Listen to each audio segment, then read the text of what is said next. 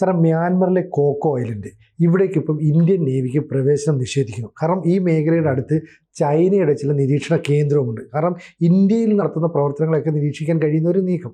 ഇവിടെ ഇപ്പോൾ ഈ മ്യാൻമറിൻ്റെ നീക്കത്തെ നമ്മൾ കുറച്ച് ഭീഷണിയായിട്ട് തന്നെ കാണണ്ടേ? മ്യാൻമർ ചൈനയ്ക്ക് വേണ്ടി നിലകൊള്ളുന്നു എന്നുള്ള മട്ടിലാണ് ഈ വാർത്തകൾ വരുന്നത്. കാരണം നമ്മുടെ കയ്യിലുള്ള ആൻഡമാൻ നിക്കോബാർ ഐലൻഡ്സ് ഉണ്ടല്ലോ, ദ്വീപുകൾ, അവിടെ നിന്ന് 100 കിലോമീറ്റർ മാത്രം അകലെയാണ് ഈ കോക്കോ ഐലൻഡ്സ്.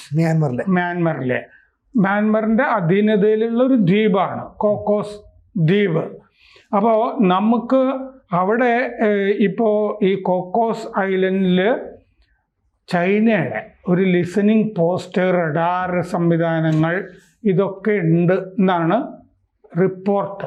അപ്പോൾ ഈ കോക്കോസ് ഐലൻഡിൽ ശരിക്കും നടക്കുന്നത് എന്താണ് എന്ന് നമ്മുടെ നാവികസേനയ്ക്ക് അറിയാൻ താല്പര്യമുണ്ട്. അവിടെ പോയി ഒന്ന് കാണണം എന്നുള്ളൊരു താല്പര്യം നമ്മൾ മ്യാൻമറിനെ അറിയിച്ചപ്പോൾ മ്യാൻമർ അത് നിരാകരിച്ചിരിക്കുകയാണ്. ഇന്ത്യക്ക് ആ ദ്വീപിലേക്ക് പ്രവേശനം മ്യാൻമർ നിഷേധിച്ചു.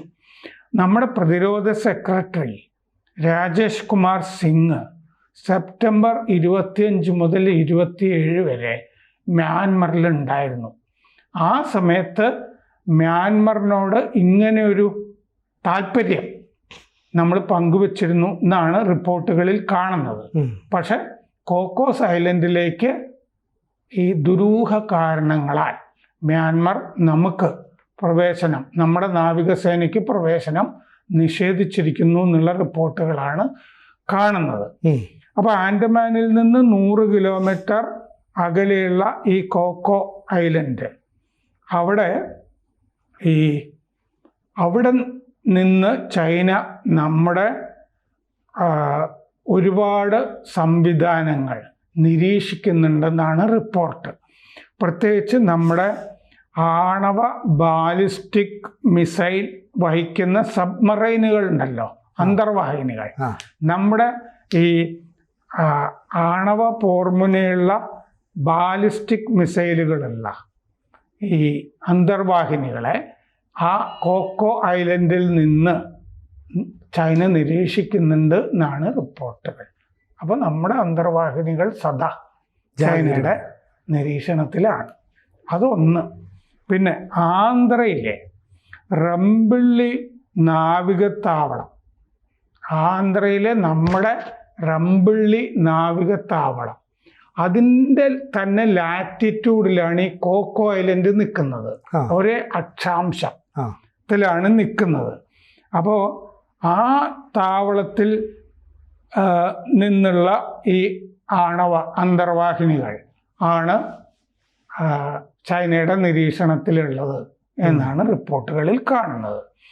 ഈ കോക്കോ ദ്വീപിലെ ചൈനയുടെ പോസ്റ്റ് റഡാർ എമിഷനുകളും നിരീക്ഷിക്കുന്നുണ്ട് എന്നും പറയുന്നുണ്ട്. നമ്മുടെ റഡാറുകളെയും ചൈന നിരീക്ഷിക്കുന്നുണ്ട്.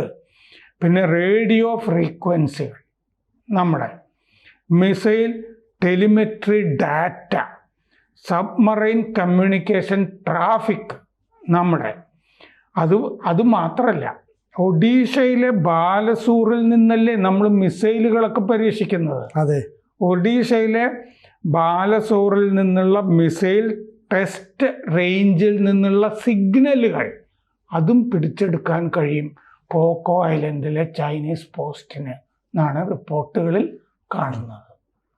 അപ്പോൾ ഒഡീഷയിലെ ബാലസൂർ, ആന്ധ്രയിലെ റംപിള്ളി നാവികത്താവളം, പിന്നെ നമ്മുടെ ആൻഡമാൻ നിക്കോബാറിൽ നമുക്ക് താവളമില്ലേ, അവിടെ നടക്കുന്ന നമ്മുടെ നീക്കങ്ങൾ ഇതൊക്കെ കോക്കോ ഐലൻഡിലുള്ള അങ്ങനെ ഒരു സൗകര്യം കോക്കോ ഐലൻഡിൽ മ്യാൻമർ ചൈനക്ക് ചെയ്തു കൊടുത്തിരിക്കുന്നു. നമ്മളെ ഒട്ട് ഈ കോക്കോ ഐലൻഡിലേക്ക് പ്രവേശിപ്പിക്കുന്നുമില്ല. ഇന്ത്യൻ നേവിക്ക് പ്രവേശനം നിഷേധിച്ചിരിക്കുക. നമ്മൾ അവിടെ ഒന്ന് കണ്ടാൽ കൊള്ളാം എന്ന് നമ്മൾ താല്പര്യം അറിയിച്ചു. അപ്പോൾ ചൈനയ്ക്ക് ദുരൂഹ കാര്യങ്ങൾ ചെയ്യാനായിട്ട് സൗകര്യം ചെയ്തു കൊടുത്തത് കൊണ്ടായിരിക്കുമല്ലോ മ്യാൻമർ നമുക്ക് പ്രവേശനം നിഷേധിക്കുന്നത്. അപ്പോൾ ചൈനയുടെ ഒരു സിഗ്നറ്റ് ബേസ് ആയി കോക്കോ ഐലൻഡ് മാറിയിരിക്കുന്നു എന്ന് പറഞ്ഞാൽ സിഗ്നൽ ഇൻ്റലിജൻസ്, അതാണല്ലോ സിഗ്നിറ്റ് എന്ന് പറയുന്നത്.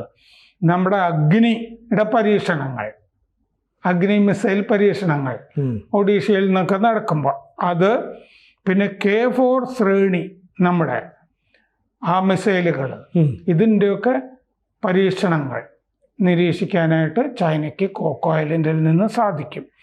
അപ്പോൾ രാജേഷ് കുമാർ സിംഗ് നമ്മുടെ പ്രതിരോധ സെക്രട്ടറിയോട് മ്യാൻമാർ പറഞ്ഞു എന്ന്, കോക്കോയിൽ ഒരു ചൈനക്കാരൻ പോലും ഇല്ല എന്ന് പറഞ്ഞു എന്ന്. പക്ഷെ അത് നമുക്ക് വെരിഫൈ ചെയ്യണ്ടേ, അതിനാണ് നമ്മൾ പോകണം എന്ന് നമ്മൾ പറയുന്നത്.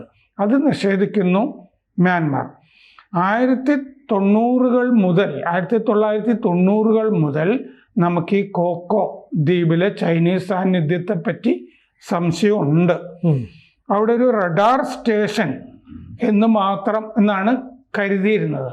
പക്ഷേ അതൊരു വലിയ ചാര സംവിധാനമായി കോക്കോ ദ്വീപ് ചൈനയുടെ ഒരു ചാര സംവിധാനമായി രൂപപ്പെട്ടിരിക്കുന്നു എന്നാണ് പറയുന്നത്. 2005 നമ്മുടെ നാവിക മേധാവി അരുൺ പ്രകാശ് അവിടെ ഒന്നുമില്ലെന്ന് പറഞ്ഞിരുന്നു എന്നാണ് പറയുന്നത്. പക്ഷേ ഈ ഉപഗ്രഹ ചിത്രങ്ങളിൽ ഈ കോക്കോ ഐലൻഡിൽ എയർ സ്ട്രിപ്പുകൾ കാണുന്നുണ്ട്. എന്ന് പറഞ്ഞാൽ വിമാനങ്ങൾക്ക് ഇറങ്ങാനും ഹെലികോപ്റ്ററുകൾക്ക് ഇറങ്ങാനും ഉള്ള സംവിധാനങ്ങൾ കോക്കോ ദ്വീപിലുള്ളതായിട്ട് കാണുന്നുണ്ട്. 2023 ജനുവരിയിൽ അവിടെ പണികൾ നടക്കുന്നതായിട്ട് വ്യക്തമായിരുന്നു. 2 കൊല്ലം മുമ്പ് 2 ഹാങ്ങറുകൾ പണിയുന്നുണ്ടായിരുന്നു. ഒരു റൺവേ, പിന്നെ കോസ് വേകൾ പണിയുന്നതായിട്ട്. അക്കോമഡേഷൻ ബ്ലോക്ക്, ആളുകൾക്ക് താമസിക്കാനുള്ള ക്വാർട്ടേഴ്സുകൾ താമസിക്കുന്നു. 2300 മീറ്റർ റൺവേ കോക്കോ ദ്വീപിൽ സ്ഥാപിക്കുന്നതായിട്ടും ഉപഗ്രഹ ചിത്രങ്ങളിൽ വ്യക്തമാണ്. ഒരു റാഡാർ സ്റ്റേഷൻ അവിടെ ഉണ്ട്.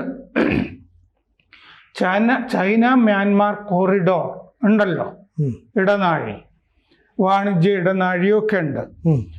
ഈ യുന്നാൻ പ്രവിശ്യ, ചൈനയിലെ യുന്നാനിൽ നിന്ന് ഈ റക്കീനിലെ ക്വാക്ഫ്യ വരെ, തുറമുഖം വരെ ഒരു ഇടനാഴി ഉണ്ട്. അപ്പോൾ ബംഗാൾ ഉൾക്കടലിലേക്ക് ചൈനയ്ക്ക് ആക്സസ് ഉണ്ട്. ബംഗാൾ ഉൾക്കടലിലേക്ക് മ്യാൻമാർ വഴി ചൈനയ്ക്ക് കടന്നു കയറാൻ പറ്റുന്നു. അപ്പോൾ ആ ഇടനാഴി അതിനു വേണ്ടിയിട്ടുള്ള ഉപയോഗപ്പെടുത്തുകയാണ്. മ്യാൻമാർ വഴി ബംഗാൾ ഉൾക്കടലിലേക്ക് ഒരു പ്രവേശനം കിട്ടിയിട്ടുണ്ട് ചൈനയ്ക്ക്. ജിബൂട്ടിയിൽ ചൈനയ്ക്ക് താവളമുണ്ട്. പിന്നെ ചെങ്കടലില് അറേബ്യൻ, അതായത് ജിബൂട്ടിയിലെ താവളം വെച്ചിട്ട് ചൈനയ്ക്ക് ചെങ്കടല്, അറബിക്കടല് ഒക്കെ നിരീക്ഷിക്കാൻ കഴിയും. പിന്നെ ഗ്വാദർ, അവിടെ തുറമുഖമുണ്ട് ചൈനയ്ക്ക്. പാകിസ്ഥാനിലെ ഗ്വാദറില്, ശ്രീലങ്കയിലെ ഹമ്പൻ തോട്ടയില് തുറമുഖമുണ്ട് ചൈനയ്ക്ക്. ബംഗ്ലാദേശില് ഒരു സബ്മറൈൻ താവളം ചൈനയ്ക്കുണ്ട്, ചിറ്റഗോങ്ങില് അന്തർവാഹിനി താവളം. അങ്ങനെ ഇതിനെ ഇന്ത്യയെ വലയം ചെയ്തിട്ട് ചൈനയ്ക്ക് ഒരു ട്രയാങ്കിൾ ഓഫ് ഡെത്ത് ഉണ്ടെന്നാണ് പറയുന്നത്. എന്ന് പറഞ്ഞാൽ ഒരു മരണ ത്രികോണം, ഒരു മരണച്ചുറ്റ് ഉണ്ട്. മരണച്ചുറ്റ് എന്നുള്ളത് തച്ചുശാസ്ത്രത്തിലെ ഒരു വാക്കാണല്ലോ. അപകടം പതിയിരിക്കുന്ന സ്ഥലത്തിനാണ് ഈ വീടിന് ചുറ്റും മരണച്ചുറ്റുണ്ട് എന്നൊക്കെ പറയുന്നത്. കോക്സ് ബസാറിൽ ഇപ്പോൾ ഒരെണ്ണം പണിയാനുള്ള പ്രവർത്തന നീക്കങ്ങളും നടക്കുന്നുണ്ട് ബംഗ്ലാദേശിൻ്റെ കോക്സ് ബസാറിൽ, അതിൻ്റെ അടുത്ത്. അപ്പോൾ ഇങ്ങനെ ആണ് ഈ ആൻഡമാൻ നിക്കോബാർ ദ്വീപിൽ നിന്ന് 100 കിലോമീറ്റർ മാത്രം അകലെയുള്ള കോക്കോ ദ്വീപ് മ്യാൻമറിൻ്റെ അധീനതയിൽ. ആ കോക്കോ ദ്വീപിൽ ഒരു ചാര സംവിധാനം ഇന്ത്യയെ നിരീക്ഷിക്കാൻ ചൈനയ്ക്കുണ്ട്. പക്ഷെ അത് നിരീക്ഷിക്കാൻ ഇന്ത്യയെ ചൈന അനുവദിക്കുന്നില്ല. ഇപ്പോഴാണ് ഇതിൻ്റെ കൂടെ നമ്മൾ കൂട്ടി വായിക്കേണ്ടതാണ്. കഴിഞ്ഞ ദിവസം ഈ ഒരു ആക്രമണം നടന്നല്ലോ, ഈ അസമിൽ നടന്ന ആക്രമണം, മറ്റേ പരേഷ് ബെർവയിലെ കൂടെയുള്ള മറ്റേ ഉൾഫയും മ്യാൻമറിൽ നിന്നുള്ള ചില സംഘടനകളും ചേർന്നാണ് ഹിമന്ത ബിശ്വ ശർമ്മ പറഞ്ഞിട്ടുള്ളത്. എന്ന് പറഞ്ഞാൽ മ്യാൻമറിലെ ചില സംഘങ്ങൾ അസമിലേക്കും കിടക്കുന്നു എന്നുള്ളതാണ്. അപ്പം മ്യാൻമർ ഒരു സുഖകരമല്ലാത്ത അവസ്ഥയിലാണ് ഇപ്പം നിലകൊള്ളുന്നത്. പ്രത്യേകിച്ച് അവിടെ ഒരു ജുണ്ട അല്ലേ, പട്ടാള ഭരണകൂടം, അത് ചൈനയോടുകൂടി അടുപ്പം. നമ്മളാണെങ്കിൽ അവിടെ അരക്കൻ ആർമി പലതും ചെയ്യുമെന്നൊക്കെ വിചാരിച്ചിരുന്നു. അത് ഒരു സ്ഥലത്തും എത്തിയിട്ടുമില്ല. അരക്കൻ ആർമിക്ക് വ്യോമ സംവിധാനമൊന്നുമില്ല. കൂടുതൽ വാർത്തകളും വിശേഷങ്ങളും നിങ്ങളിലേക്ക് എത്താൻ ABC മലയാളം സബ്സ്ക്രൈബ് ചെയ്യുക, ബെൽ ബട്ടണും അമർത്തുക.